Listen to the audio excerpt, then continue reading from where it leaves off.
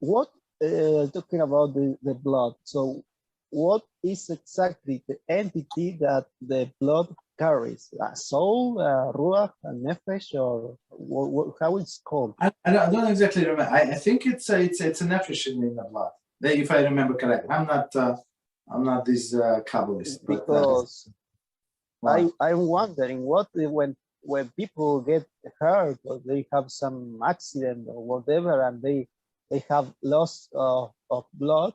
Yes. What happens? Is the soul getting away when the blood exactly is coming? Exactly. So exactly, you're right, 100%. So exactly, some part of the soul is getting away, right? That's why the person feels like very, very bad, right? Very, very, very tired. We're very, very weak. And our sages said in the Talmud, I don't exactly remember the measurement, but somehow I want to say that one revi'is, but that does not look that does not sound realistic to me. Maybe I don't know, few revi'is, maybe one, maybe few revi'is. Whatever we say that we the amount that we say kiddush over. So there are a few opinions. The most linear, I think it was 86 cc. And the maximum that I heard from Chazanish was 150. It's a grams, right? cc, it's like where we convert to grams, right? So that's the minimal amount that the soul can still live in the body. So it must have this minimal amount all the time. If it goes like below this minimal amount, maybe they can keep this person alive through all of this machine and stuff like that, but the soul is going to live. You understand? So, I mean, of course, doctors know that the minimal amount of blood must be there. It's the first one. All of the other wounds are secondary. So, this part of the person goes away forever? No, it restores as blood restores every, I don't know, blood regenerates itself. I don't know. So, it takes several days. Yeah, but I mean, under normal circumstances, under this critical circumstances, you explained that he lost a lot of blood. Yeah, it's going to take a longer time. Yeah, but when you see, soul is not physical. We must remember, first, soul is not physical. I mean, of course, I said revi'is, this amounts of gram, that amount of gram, but it has nothing to do with the soul. It's a spiritual being, spiritual thing, right? So it is there.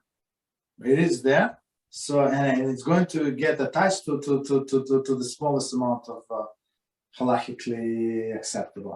As I said, I don't remember the amount.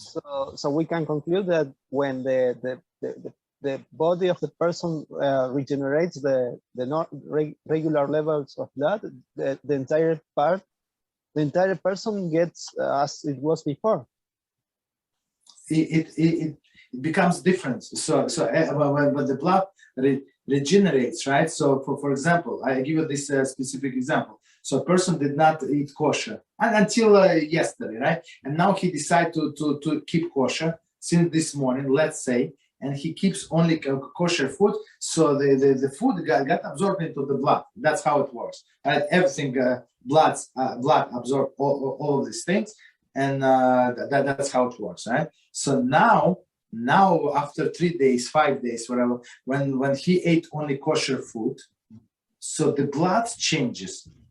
So and the blood goes to the brain, so his brain changes.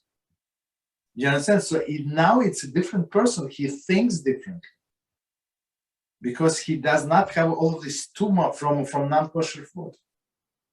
So soul changes. Soul changes in some sense. Right? So okay, go ahead. Yeah. And see, yes, and so what about people who donate blood? They souls get mixed together or what? That's a big problem. So I heard this the story from I think from Rabbi Mizrachi. I'm not sure from which book or whose story was it, but a person got the blood from Gentile, just from the bank, right? And he said, I suddenly, after he recovered, he went out of the hospital. 3 months later, I like rap music from nowhere. So this soul, as you said, so part of the soul, of course, so it goes directly to the blood. So when person gets the blood transfusion, he gets the soul from all of this Gentile, from all of these things. So and it's I think if you search on internet, I think they did research on it for sure. This soul of that person goes into the blood of a new person. But in Israel, as I know, they have a special bank of blood for Shomer Shabbos people. So people say, I don't want just anybody's Arab blood, so this Christian blood. No. I want only blood from Shomer Shabbos. Of course, you have to pay money, you have to be a member, and if God forbid something happened, they would deliver it. Special company, of course, you have to pay the source. They're going to deliver blood whenever you need it, right? But you ensure that you're going to get kosher blood. Absolutely, that's soul stays. But as we said, it stays, but it's spiritual. Right, so even though he donated the blood, let's say this Jew donated the blood, so the amount of the soul that was before is there. Of course, he feels weak and this and that. That's understandable, but the soul is there. Okay. So it is.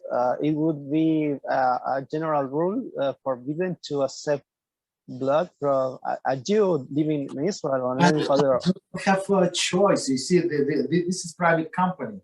It's not a government company. It's a private company. You want to pay, you pay. But many people don't have means to pay.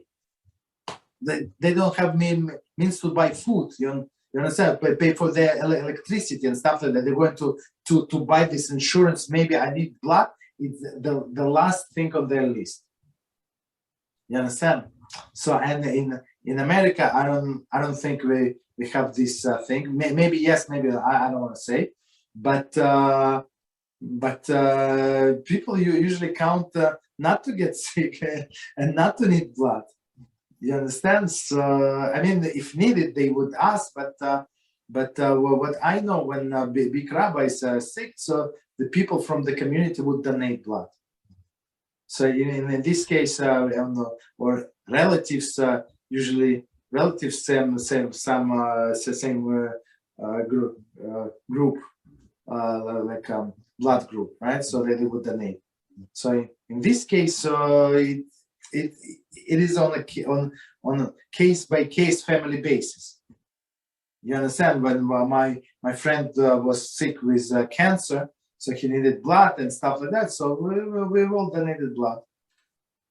You understand? So that's how it works.